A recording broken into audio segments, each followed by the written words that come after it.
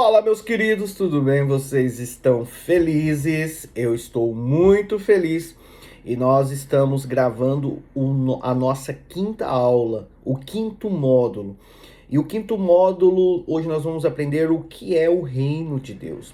E esse quinto módulo, ele é dividido em introdução e assim nós concluiremos em 8 capítulos. O primeiro capítulo, então, nós vamos falar da introdução. O segundo, qual seria a base para entendermos o reino de Deus. O que é o reino de Deus tem a ver com a nossa missão.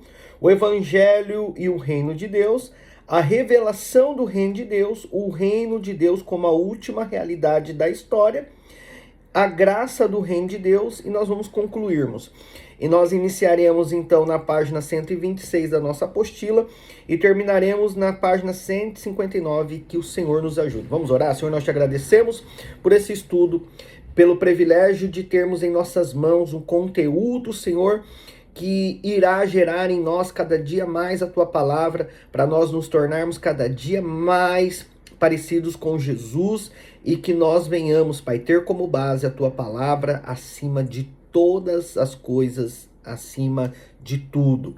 Assim nós iniciamos mais esta aula, em nome de Jesus, amém e amém. Amém, meus queridos? Então, vamos lá, vamos direto para a introdução. Hoje, provavelmente nós não terminaremos toda essa aula, então eu peço a compreensão de vocês, se nós não conseguirmos concluir.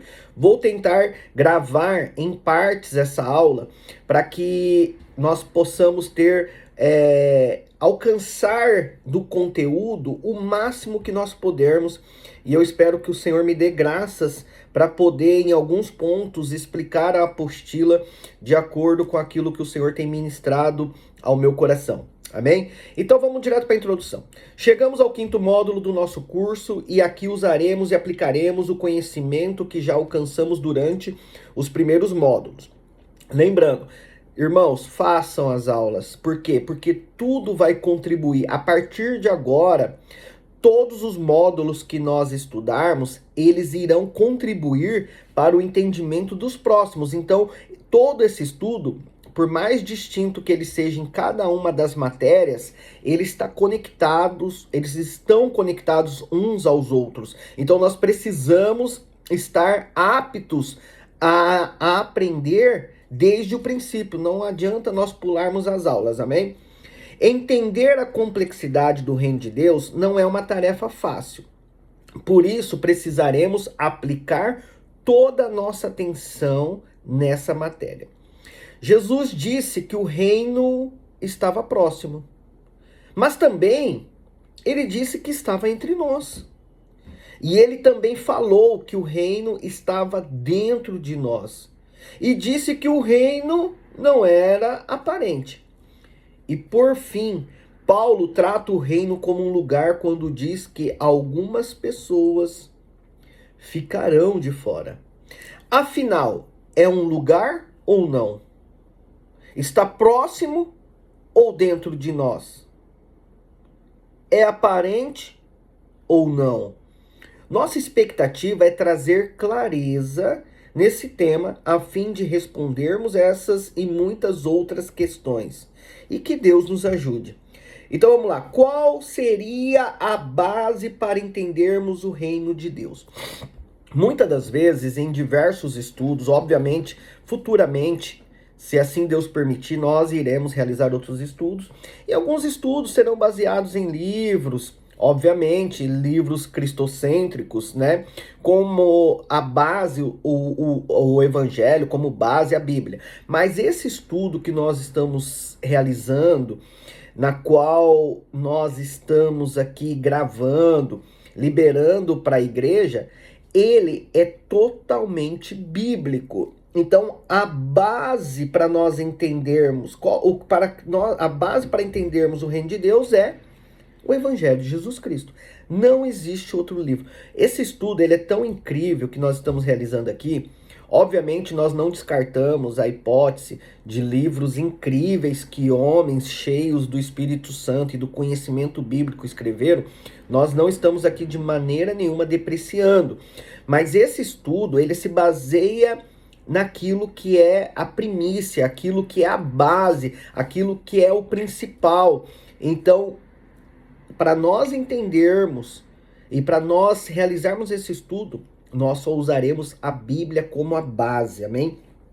Temos aprendido desde o princípio que todo o nosso conhecimento é fruto da revelação de Deus nas Escrituras. E não podemos e nem queremos abrir mão dessa premissa. Por isso, vamos trabalhar a revelação do Evangelho para entendermos a complexidade de Deus. Utilizaremos mais à frente uma abordagem expositiva baseada no Evangelho de Marcos, capítulo 1. Por isso, leremos agora de forma clara para compreendermos a base do reino de Deus. Ou seja, principalmente essa aula, ela será baseada somente no livro de Marcos, no Evangelho segundo escreveu Marcos. Por mais que quando você abra a sua Bíblia, e a sua Bíblia ela inicia o Novo Testamento em Mateus, Marcos, Lucas, João, Atos e assim por diante, essa não é a cronologia nas quais os livros foram escritos.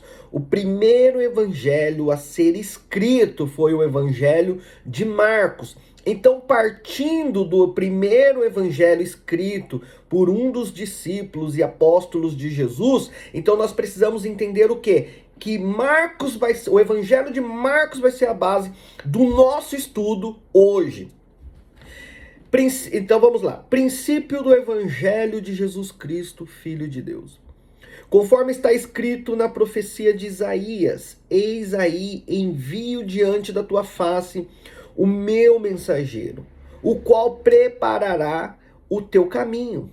Voz do que clama no deserto: preparai o caminho do Senhor, endireitai as suas veredas. Apareceu João Batista no deserto, pregando batismo de arrependimento para remissão de pecados. Saíam a ter com ele toda a província da Judéia e todos os habitantes de Jerusalém. E confessando os seus pecados, eram batizados por ele no Rio Jordão. As vestes de João eram feitas de pelos de camelo. Ele trazia um cinto de couro e se alimentava de gafanhotos e mel silvestre. E pregava dizendo: após mim vem aquele que é mais poderoso do que eu, do qual não sou digno de, curvando-me, desatar-lhes as correias das sandálias. Eu vos tenho batizado com água, ele, porém, vos batizará com o Espírito Santo. Naqueles dias veio Jesus de Nazaré da Galiléia e por João foi batizado no Rio Jordão. Logo ao sair da água, viu os céus rasgarem-se e o Espírito descendo como pomba sobre ele. Então foi ouvida uma voz dos céus: tu és o meu filho amado, em ti me comprazo. E logo o Espírito o impeliu para o deserto, onde permaneceu 40 dias, sendo tentado por Satanás. Estava com as feras, mas os anjos o serviam. Depois de João ter sido preso, foi Jesus para a Galiléia, pregando o evangelho do reino, dizendo: o tempo está cumprido, o reino de Deus está próximo, arrependei-vos e crede no evangelho. Então, a partir desse texto na qual nós acabamos de ler, nós vamos entender o que o reino de Deus tem a ver com a nossa missão. O que o reino de Deus tem a ver com a nossa missão. E o tempo todo, o Novo Testamento, principalmente os 4 evangelhos, vão falar do quê? Do reino de Deus. Jesus Cristo disse que o evangelho que ele prega é o evangelho do reino. Ele disse, por exemplo, que o evangelho do reino será pregado a todas as nações até o fim, como nós lemos em Mateus 24:14. Portanto, o reino de Deus é a chave para compreender o significado do evangelho. Irmãos, para nós entendermos e compreendermos o evangelho de Jesus, simples, claro, puro e poderoso, nós não podemos de maneira negligenciar que existe um reino na qual é apresentado no Evangelho, na qual a missão da igreja é introduzir você nessa realidade, que não é uma realidade, uma doutrina criada por homens e tampouco por um ministério. Essa é a realidade do Evangelho de Jesus. É introduzir, é revelar, é se manifestar através do reino de Deus. Existe um reino na qual eu e você nós pertencemos, mas muitas pessoas vivem como se fosse aqueles que receberam apenas uma informação, e muitos vivem de uma forma na ignorância, por não compreenderem essa verdade. E muitas das vezes, em alguns lugares, em determinados momentos, alguns ministérios estão impedindo, não estão explicando, não estão vivendo o que é o reino de Deus. Contrário de nós precisamos. Qual que é a base para nós entendermos o reino de Deus? É a palavra. Então vamos mergulhar na palavra. Aprender sobre o reino de Deus significa aprender a mensagem de Jesus. No próximo módulo, nos aprofundaremos nessa questão, mas aqui nos concentraremos em entender o que realmente significa o reino de Deus. Em primeiro lugar, o reino de Deus é o cerne da missão de Jesus, ou seja, é a centralidade, é aquilo que é importante. Por que é o cerne? Por que é o principal? A primeira mensagem ao pregar e ao morrer na cruz, ele recebe um pedido inusitado de um pecador arrependido. Lembra-te de mim quando entrares no teu reino. Ao consentir com esse pedido, Jesus disse que era possível realizar aquele pedido ainda naquele dia. Sendo assim, ele termina seu ministério falando sobre o reino de Deus. Jesus, olha, preste atenção. A primeira mensagem de Jesus, ele fala do reino. Último momento, antes de vir a morte na cruz, diante de um pedido de um pecador, de um ladrão, pregado na cruz, condenado pelos seus delitos, ali naquele ambiente, naquele lugar, ele dá uma resposta que talvez eu e você nunca daríamos. Mesmo que nós tivéssemos, talvez, condições de abrir a porta do reino de Deus e introduzir alguém. Porque essa porta já está aberta, nós vamos aprender isso. Quem abriu? Jesus abriu. Ele pregou, ele ministrou, ele ensinou, ele conduziu, ele nos deu o Espírito Santo para habitar dentro de nós. O reino de Deus está dentro de nós. Ou seja, o reino de Deus pode ser uma realidade para nós, mas para muitas pessoas ainda parece que é apenas uma informação, está longe de ser alcançada. Mas esse ladrão, ao se deparar ali com Jesus pregado na cruz, esse cara entendeu aquilo que muitos de nós não entendemos durante anos de caminhadas com Jesus. Cara, Jesus, ao entrares no teu reino, ele olhou para aquele cara ali, para nós, né? Para Jesus ali. Para muito pode ser um cara, mas ele viu Deus ali, ele viu um rei ali. Aquele homem ali todo dilacerado, todo machucado, condenado por delitos nas quais ele não cometeu, condenado pela religião, condenado pela política, condenado injustamente.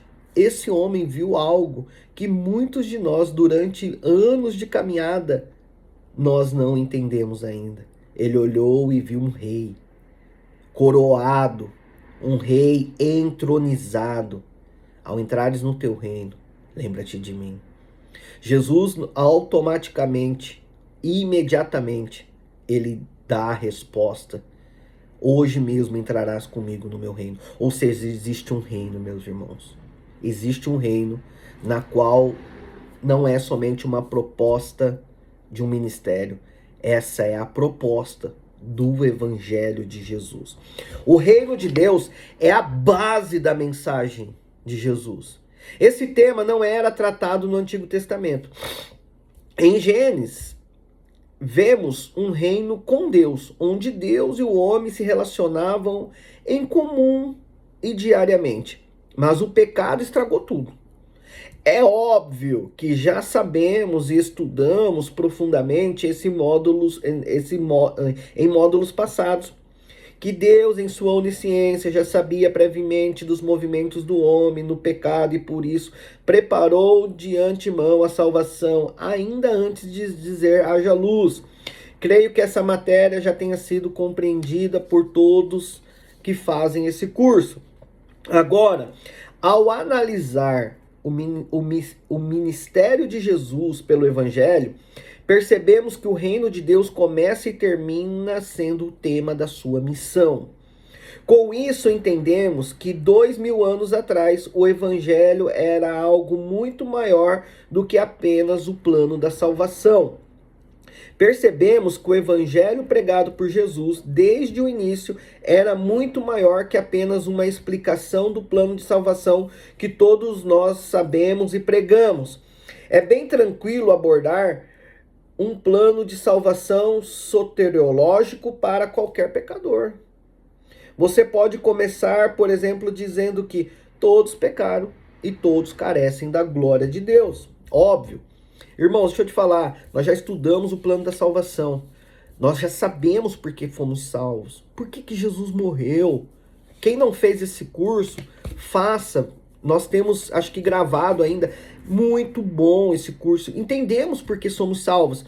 Mas Jesus Cristo nas Escrituras nos faz compreender e viver de acordo com aquilo que Deus espera que cada um de nós venhamos a viver.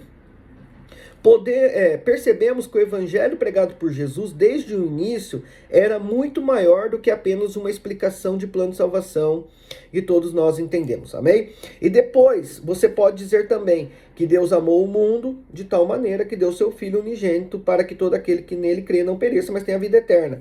Na sequência, você também pode trabalhar a questão de que se a pessoa confessar os seus pecados, ele é fiel e justo para não só perdoar os seus pecados, como também purificá-lo de toda a injustiça. Finalmente, você pode dizer que agora essa pessoa tem que entregar a sua vida a Jesus, porque a Bíblia diz que aquele que crer e for batizado será salvo. Pronto.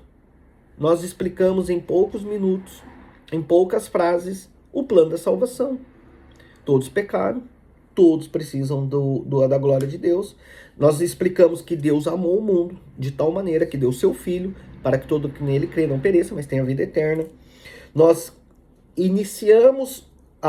introduzimos a pessoa que ele é justo, fiel, ele perdoa pecados.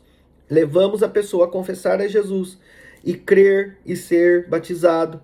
E nós explicamos rapidamente o plano da salvação.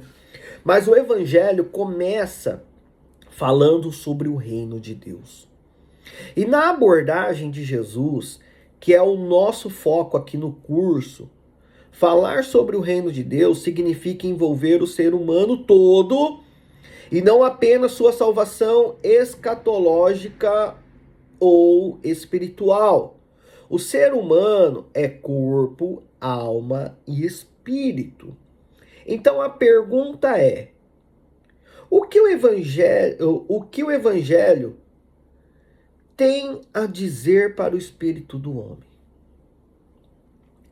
O espírito do homem, o evangelho diz que é possível nascer de novo e ser regenerado. E o que o evangelho diz para a alma do homem? A alma do homem, o evangelho diz: sede santo, porque eu sou santo. Ou seja, é possível ser transformado e viver em santidade. O que o evangelho diz para o corpo do homem? A mensagem do evangelho nesse particular é que vai haver um novo céu, uma nova terra, onde haverá justiça e o corpo mortal irá ressuscitar glorioso. Portanto, o homem todo está ligado na terra e no céu. Anunciar o reino de Deus significa pregar o evangelho para todo homem, para todos os homens. Essa frase foi definida como sendo missão primordial da igreja no Congresso Mundial de Missões em Lausanne, na Suíça, no ano de 1974. Ou seja, o cerne é o reino. E a missão da igreja é pregar o evangelho para todo homem. É pregar o evangelho todo, para todo e para todos os homens. Então, ou seja, nós precisamos. Então, o evangelho todo abrange todas as coisas concernentes ao reino de Deus. E o homem todo é o homem por inteiro, com todas as suas nuances e complexidades. E, finalmente, todos os homens. Porque entendemos que a salvação deve ser dessa forma levada a toda criatura sem distinção. Ou seja, o evangelho de Jesus é o anúncio do reino de Deus. É o anúncio do reino de Deus que deve ser pregado a todas as nações. Isso é a missão transcultural. E a base da obrigação da igreja na terra, pregar o evangelho em todo o mundo. Quando nós cumprimos isso, nós somos o que? Éticos em cumprir ao pé da letra a direção que Jesus nos entregou como missão na igreja. Entender isso transforma a nossa missão em um projeto que vai muito além da estrutura onde o evangelizador apenas fala, para entrarmos em uma dimensão onde o evangelizador é um agente do reino de Deus. Nós precisamos ler Efésios 6, 19 e 20. Já deixei aberto aqui. Efésios 6, 19 e 20 diz assim, ó. E também por mim, para que me seja dada no abrir da minha boca a palavra para, com intrepidez, fazer conhecido o mistério do evangelho, pelo qual sou embaixador em cadeias, para que em Cristo eu seja ousado para falar, como me cumpre fazê-lo. Ou seja, eu e você, ao anunciarmos o evangelho do reino, o evangelho de Jesus Cristo, nós precisamos entender que nós estamos cumprindo a missão. E a missão da igreja não é encher cadeiras, templos luxuosos. A missão da igreja é alcançar pecadores e revelar para essas pessoas que elas fazem parte de um reino e que quando elas são alcançadas, elas deixam de ser apenas telespectadores e se tornam participantes dessa missão. E ao se tornarem participantes dessa missão, é entregue a elas a autoridade. E essa autoridade não é dada por homens, essa autoridade já foi concebida, já foi dada por Deus. E assim, cada um de nós, cada indivíduo, ele se torna um embaixador do reino de Deus para pregar, para ministrar, para revelar, para ensinar a palavra de Deus. Ou seja, o embaixador é um homem ou uma mulher que é enviado para outra nação, na qual ele será o representante legal, o representante máximo naquele país na qual uma embaixada é estabelecida, na qual o embaixador ele tem a autoridade legal do país de origem na qual ele pertence. Ou seja, eu e você, nós precisamos entender que assim como em Nagoya, assim como em Tóquio, Hamamatsu, existem embaixadas na qual ali se tem o embaixador, o cônsul, o homem que ele tem poder na sua assinatura, assim cumprindo toda a lei do seu país. Aquele lugar, por mais que esteja em um endereço na qual não pertence ao seu país, aquele lugarzinho, aquele pedaço de chão não pertence mais ao país na qual está inserido. Aquele lugar pertence ao lugar da onde esse embaixador foi enviado. Ou seja, eu e você, nós pertencemos a um reino. E essa autoridade foi dada a todos nós. Isso não é um encargo de um pastor, de um evangelista, de um apóstolo, de um mestre, de um profeta, na qual nós cremos nos 5 ministérios. Não, não, não, não. Eu e você, independente se exercemos ou não cargos eclesiásticos, eu e você somos embaixadores em Cristo Jesus. Então, todos nós fazemos parte de um reino, e a partir dessa verdade, eu e você, nós precisamos viver de acordo com essa verdade. Então não espere o seu pastor, não espere o evangelista, não espere sei lá quem for. Você é um embaixador em Cristo Jesus para revelar os mistérios do Evangelho de Deus. Então, viva de acordo com aquilo que Deus já nos entregou, nos dando autoridade no nome de Jesus para vivermos de acordo com essa realidade. Aleluia! Glória a Deus. Por exemplo, você sai de casa em casa para pregar o evangelho, sai batendo de porta em porta e chega numa comunidade carente. Você para na frente de um barraco. Antes de chegar na porta do barraco, você vê uma criança, que provavelmente é o filho da pessoa que mora no barraco, brincando no meio da lama. Aí você percebe que a lama vem do esgoto. Então você bate na porta da dona do barraco. A dona do barraco abre para te atender. Então você sorri e diz: Jesus Cristo te ama e tem um plano maravilhoso para sua vida. Bem, é verdade, Jesus ama mesmo. Agora, o que o amor de Jesus significa para aquela mulher? Significa que Jesus se preocupa apenas com a alma dela, ou também se preocupa com o fato que o filho dela pode ficar doente porque está brincando com lama que vem do esgoto? Significa que Jesus se preocupa apenas com a alma e o espírito dela, ou Jesus preocupa também com o fato de que ela está passando fome? O que significa Jesus te ama, afinal? Qual é a mensagem do reino de Deus, afinal? Pregar o reino de Deus significa ou não nos preocuparmos com o contexto em que as pessoas estão? As pessoas estão no contexto da fome, da miséria e da injustiça? O que significa dizer para essas pessoas que Jesus as ama?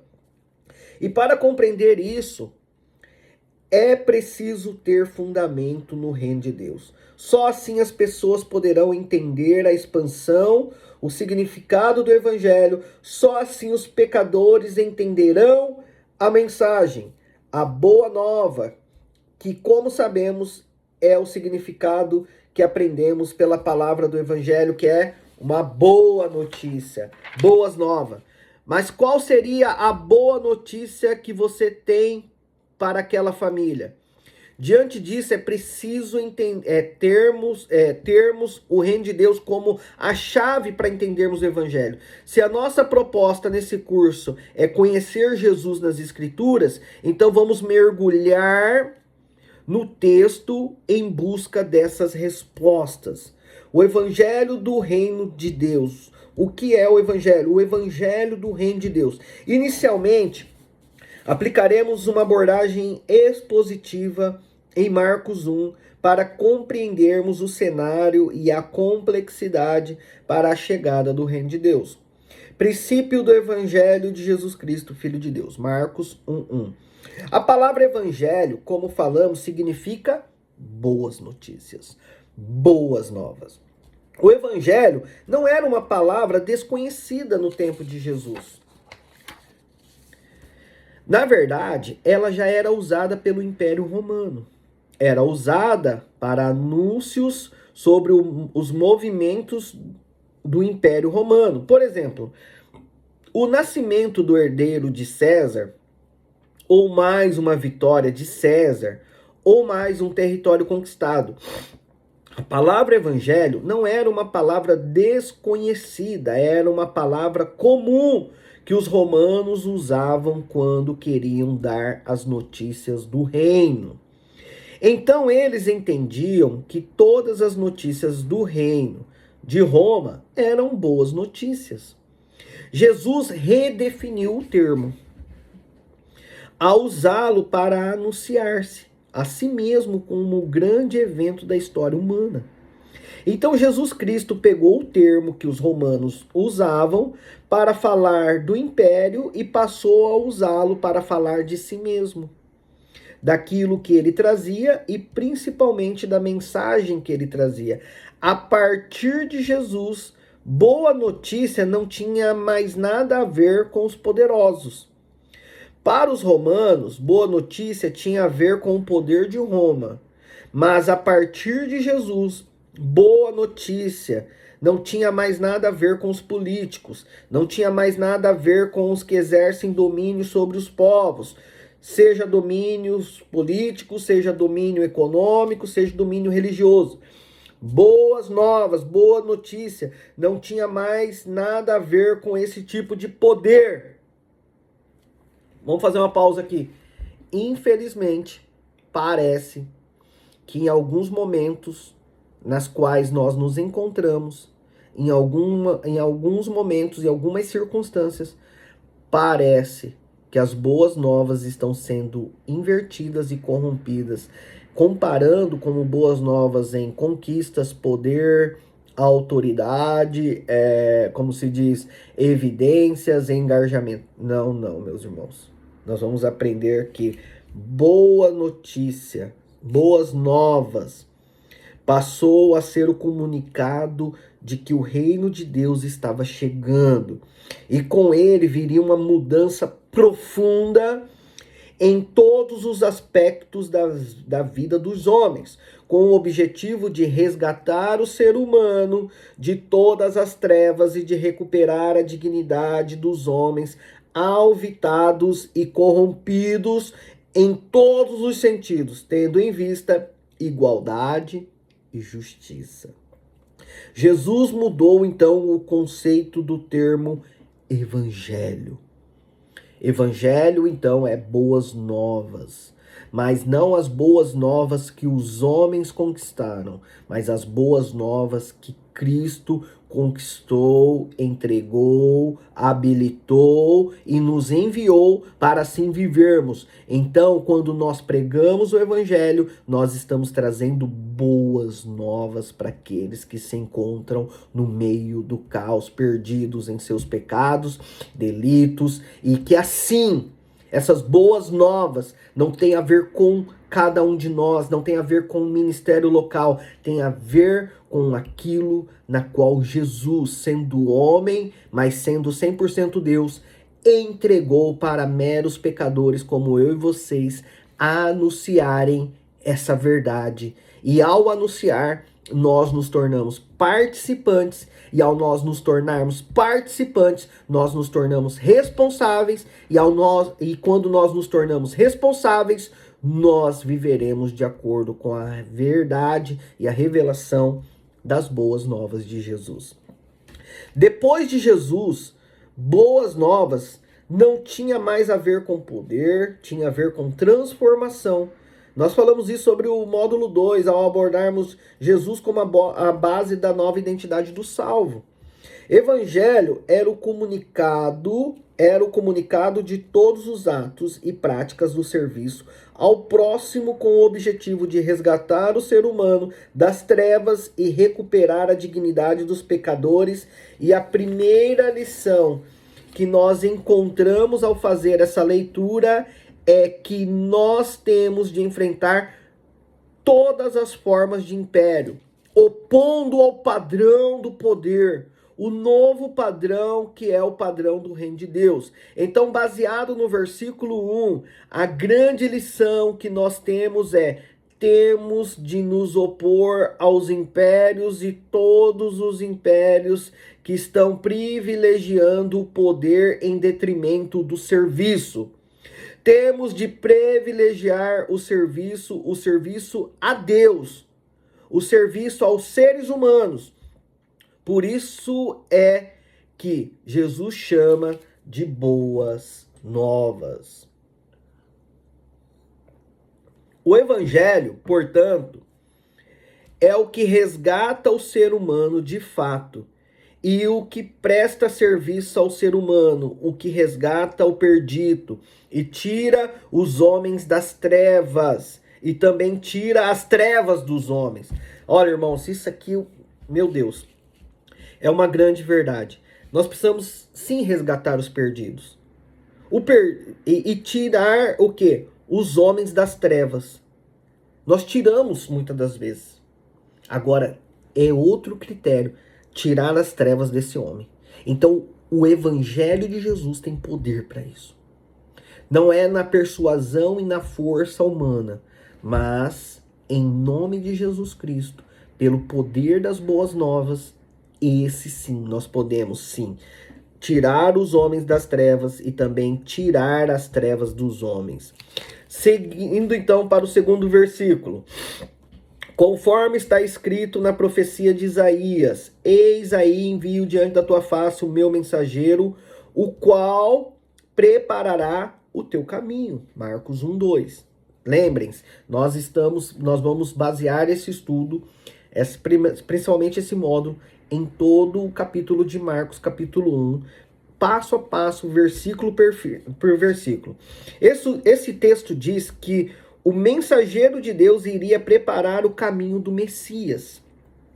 Assim como não havia lugar na hospedaria para o menino Jesus, também não havia caminho para Cristo passar e fazer conhecido no meio do seu povo. Assim como não havia lugar, isso é muito estranho, pelo fato de Israel, assim como todas as instituições de Israel, só existiam para que o Messias pudesse vir se manifestar. Não só Israel, como toda a humanidade. Né? Nós precisamos entender que Isaías 40, no Antigo Testamento, fala sobre preparar o caminho no meio do ermo. Preparar o caminho. Mas, como sabemos, instituições são corruptíveis. Os que se acham donos do poder corrompem as instituições para as suas próprias más intenções. Deus, através de nós, nos escolhe para um fim, mas eles subvertem a finalidade para a qual foram chamados. Ao invés de prepararem o caminho para a chegada da salvação, se transformam em algozes do Salvador, impedidores, se transformam em carrasco, em outras palavras. Quem matou Jesus foi a religião, meus irmãos. A mesma instituição que foi instituída para preparar a volta do Messias, aquele que deveria vir. O problema é que nós, quando andamos de acordo com o fluxo do mundo, de acordo com os eventos do mundo, nós achamos que Deus só se pode... Olha só. Nós achamos que Deus só pode se manifestar em meio à grandeza, em meio ao luxo, em meio aos poderes. Não, meus irmãos. Deus, ele ainda usa coisas loucas do mundo para confundir as sábias, para que ninguém se glorie, porque toda a glória é dada por Deus. Então Deus pode usar um poderoso? Obviamente que sim. Mas Deus, ele escolhe os lugares mais humildes para que ele se manifeste e ele seja revelado. Então, ou seja, a instituição que Deus instituiu para que viesse esperar a volta do Messias foi a mesma instituição que condenou. Por quê? Portanto, a primeira comunicação que nos é dada por esse texto é que nada do que estava estabelecido serviria como caminho para o reino de Deus. Irmãos, Nada do que Israel tinha feito estava apto para o tráfego daquilo que Deus iria realizar. Todo um povo que foi formado para trazer Deus já não era mais o caminho para Deus. Todo o povo que foi formado para trazer a criança prometida em Gênesis 3,15 já não era mais o caminho para o Salvador do mundo. O caminho do Filho de Deus é outro. E a construção do caminho do Filho de Deus implica na desconstrução de tudo o que está dado, porque o que estava posto já não era mais o que deveria ser. Irmão, deixa eu ler um texto aqui, ó. Jeremias, capítulo 1. Ele fala assim, ó, no verso 10. Olha, que hoje te... aqui não, cadê? Deixa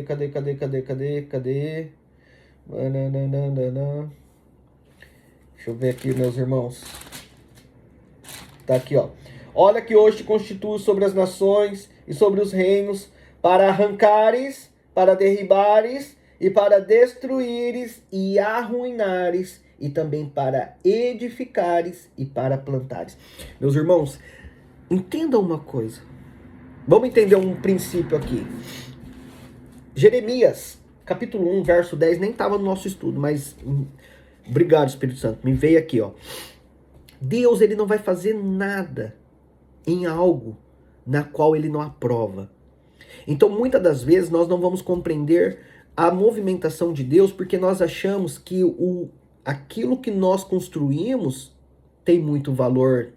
Mas, pelo contrário, Deus, em alguns momentos, em algumas circunstâncias, principalmente na cultura na qual nós estamos inseridos, nas quais as nações estão submetidas, uma ideologia de gênero, uma ideologia na qual é contrária às verdades de Deus. Irmãos, Deus vai precisar fazer dessa forma: arrancar, derrubar, destruir e arruinar, para depois edificar e para depois plantar, irmão. Não tem como. Então, quando o que estava estabelecido não é mais o que devia ser, é preciso destruir para só depois construir. Israel deveria deixar tudo preparado para a chegada do Messias, mas escolheu se corromper. Por isso, quando Jesus chega, eles são um problema e não um apoio.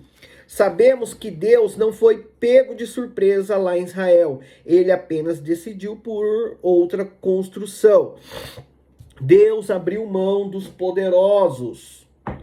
Nós temos de enfrentar o que está posto, porque o caminho de Cristo não passa pelo estabelecido por aqueles que estão no controle.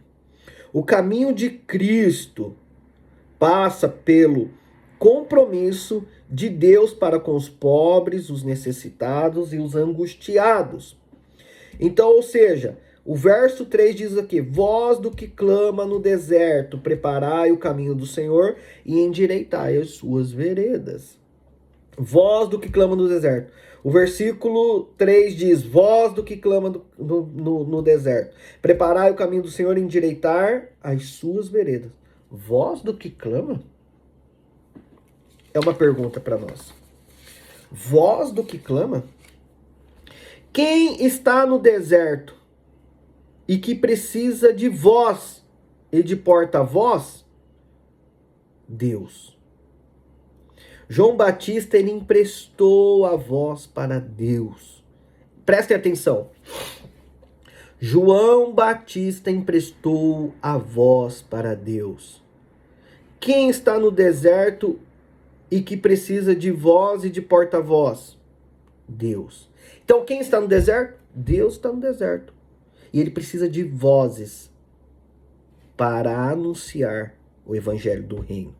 Quando João Batista disse em João 1, eu não sou o que vocês estão esperando, mas eu sou a voz do que clama no deserto, ele não disse eu sou o que clama no deserto, ele disse eu sou a voz daquele que está clamando no deserto.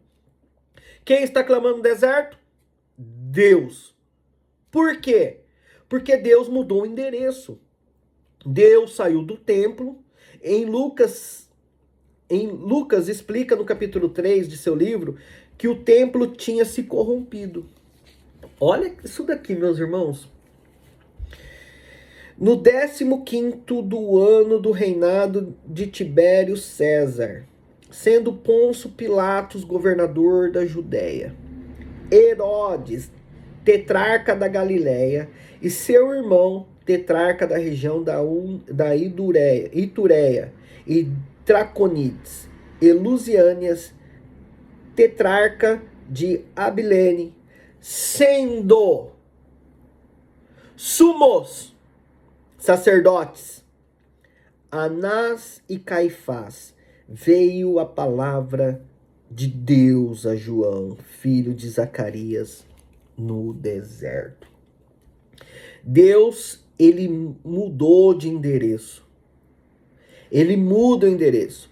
Deus, ele mudou o endereço por quê? Porque o templo estava corrompido. Irmãos, Israel teve vários sumos sacerdotes. Vários sumos sacerdotes. Porém, aqui estava tão corrompido que eles transformaram aquilo na qual tinha sido entregue somente para a família de Arão, da tribo de Levi, que poderiam ser sumo sacerdote. Eles estavam tão corrompidos que ali eles eles monopolizaram. Ali tinha um conchavo, tinha tinha ali uma união de uma família que entrou no sumo sacerdote e usurpou o poder, ao ponto de negociar com a política qual seria o rumo que eles tomariam. Então, para que eles não pudessem, de alguma forma, perder o poder e o privilégio, eles estavam transferindo o sumo sacerdócio para seus próprios parentes. Anás, Caifás era genro de Anás, ou seja, eles estavam usurpando, eles eram ilegítimos. Deus, ele não se manifesta naquilo na qual não é a verdade, naquilo na qual não está na sua palavra. Deus não se movimenta, Deus não se compadece com a corrupção. Deus não tem compromisso com o errado. Deus não tem compromisso com a corrupção. Então, quando nós lemos as escrituras, nós vemos que a mãe de João Batista e o pai, eles eram da linhagem de Levi. E a mãe de João era da linhagem de Arão. Vamos para a gente ganhar tempo. Era da linhagem de Arão. Ou seja, naqueles dias, quem tinha condições de ser sumo sacerdote perante a lei, perante a vontade de Deus, era João Batista. Mas João entendeu o que muitos de nós ainda não entendemos. Que em vez de um monopólio religioso, Deus está no deserto ainda clamando. Deus levanta homens e mulheres como João, habilitados, preparados, não para funcionarem, mas para fluírem de acordo com a sua vontade. A mulher samaritana pergunta para Jesus, deixa eu te perguntar, aonde nós adoraremos? O meu povo diz que é aqui, o seu povo diz que é lá, e daí Jesus fala assim, deixa eu te falar uma coisa, mulher. Realmente, Deus, ele tinha um endereço. Né? Quando Salomão ele construiu, Deus se agradou, ele falou assim, eu vou fazer morar nesse trem aqui. Porém, haverá um dia que Deus não irá ser adorado somente neste monte ou naquele outro. Deus irá ser adorado em todos os corações puros e sinceros. Por isso Deus está nos dizendo hoje que Deus não tem compromisso com a corrupção. Deus não tem compromisso com aquilo na qual o homem acha que é o certo. Deus tem compromisso com aquilo que é a verdade, que está escrita e revelada, escancarada na sua palavra. Entenda quem quer e viva de acordo com aquilo que Deus está falando. O templo havia se corrompido porque haviam 2 sumos sacerdotes, o que é uma contradição de termo. Anás e Caifás são chamados por Lucas de sumos sacerdotes, mas não podia haver sumos sacerdotes conjugados no plural. só poderia haver um sumo sacerdote, mas ele não só chama os dois, como os nomeia, sendo Anás e Caifás sumos sacerdotes, conforme está escrito em Lucas 2. Afinal, o que havia acontecido? Anás, um homem esperto, populista, percebeu o interesse que os romanos tinham de interferir na escolha do sumo sacerdote de Israel e se ofereceu para fazer o meio do campo, primeiro ele, depois cada um dos seus 5 filhos e finalmente seu genro Caifás assumiram o sumo sacerdócio. A questão é que Deus não participa de conchavos, Deus não participa de corrupção, mesmo que as pessoas digam estar fazendo algo em nome de Deus ou pela sua causa. Então Deus saiu do templo e foi para o deserto. E a lição inicial que temos é que o reino de Deus é de Deus. Sendo assim, nós precisamos enfrentar todos os que em nome do Senhor fazem conchavos e traições a causa da cruz e participam e praticam a corrupção, por mais que eles sejam grandes e poderosos. Eles estão vazios, como vazio ficou o templo quando Deus mudou o endereço.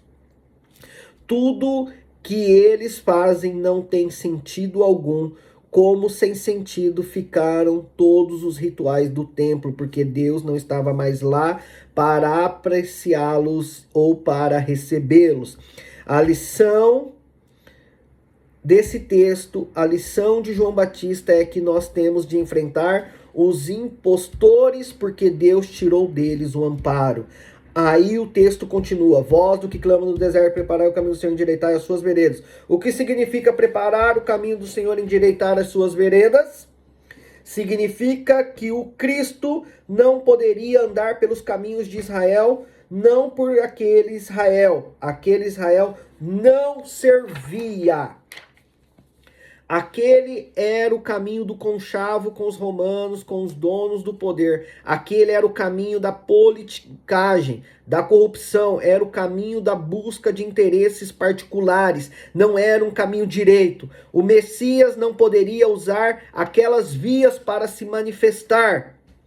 Os zelotes escolheram a violência contra os invasores. Os fariseus escolheram a complacência com os dominadores. Os saduceus escolheram a cumplicidade com os opressores. Os publicanos escolheram o serviço aos tiranos e os essênios escolheram o caminho da fuga, esconderam-se na caverna. Esses caminhos já não eram direitos, porque não eram os caminhos de Deus.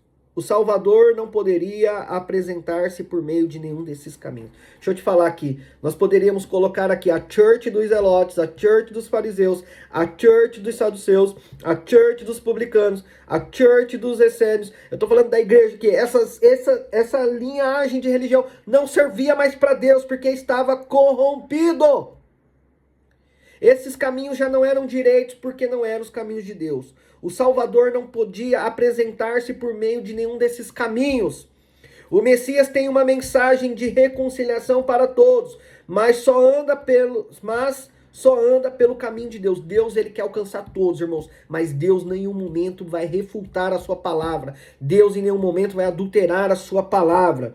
Vós do que clama no deserto, preparai o caminho do Senhor e endireitai as suas veredas. A impressão que dá é que parece que o Senhor não quer outro caminho e insiste que seja por meio do povo, para quem ele se manifestou. Porém, ele denuncia aqueles que construíram caminhos tortuosos. Deus então levantou uma voz para endireitar esses caminhos, não para criar outro, mas para nivelar o mesmo e por meio da palavra. A palavra criou o mundo. Essa palavra, uma vez ouvida, endireita os caminhos nas instituições, porque as instituições não têm ouvidos, mas das pessoas. Elas são os caminhos que precisam ser endireitados. Pessoas podem se deixar confundir com instituições e ideologias, e essas instituições e ideologias se tornam óculos das pessoas por meio das quais tudo e todos estão enxergando. A voz veio para que esses óculos sejam quebrados e só enxerguem pessoas.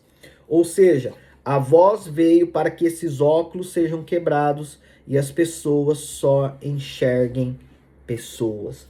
Ou seja, nós não entraremos em concílio para o corrompimento. Deus espera se manifestar através de nós por meio da sua palavra e por isso nós precisamos enxergar pessoas. Apareceu João Batista no deserto pregando o batismo de arrependimento para remissão de pecados, conforme está em Marcos capítulo 1, verso 4. João Batista era filho de Zacarias, o sacerdote. Isabel logo era ou deveria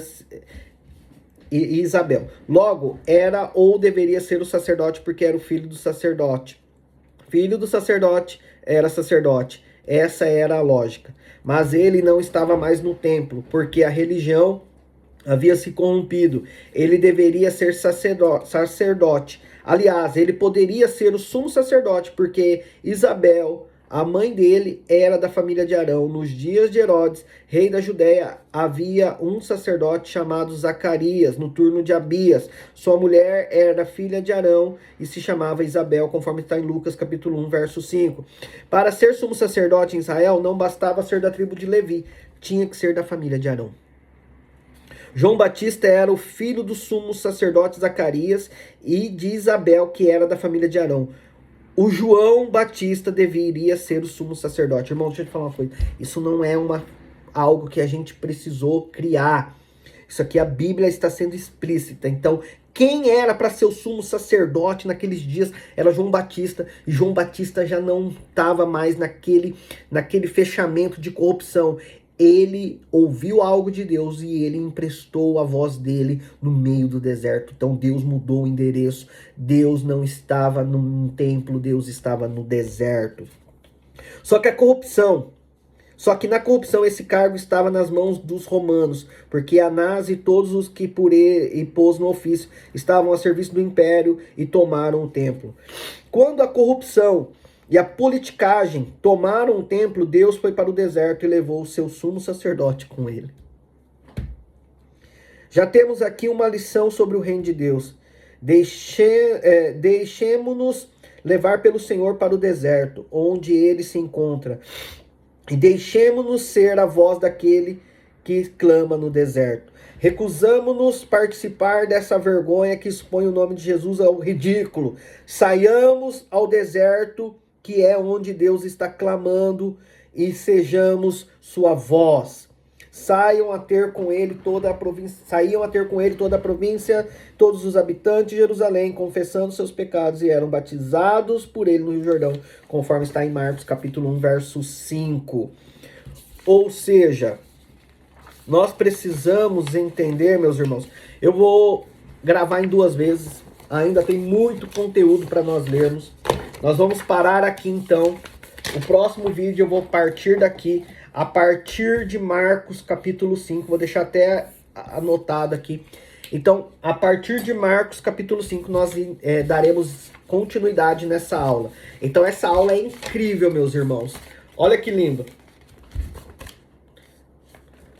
O 5º módulo, então, é o que é o reino de Deus. Irmão, nós estamos estudando o que é o reino de Deus. E tá muito incrível, ainda tem muita coisa pra gente ler, meus irmãos. Muita coisa mesmo. Eu não vou conseguir, nós vamos completar já 1 hora. Eu espero que eu esteja me fazendo entendido. Leiam as apostilas, porque eu tenho certeza que irá contribuir para o teu chamado. Amo vocês. Espero vocês, então, na continuação do 5º módulo, a partir, então, de Marcos capítulo 1, verso 5. Beijo no coração, fiquem na paz do Senhor. Amo todos vocês. E a nós. Chu!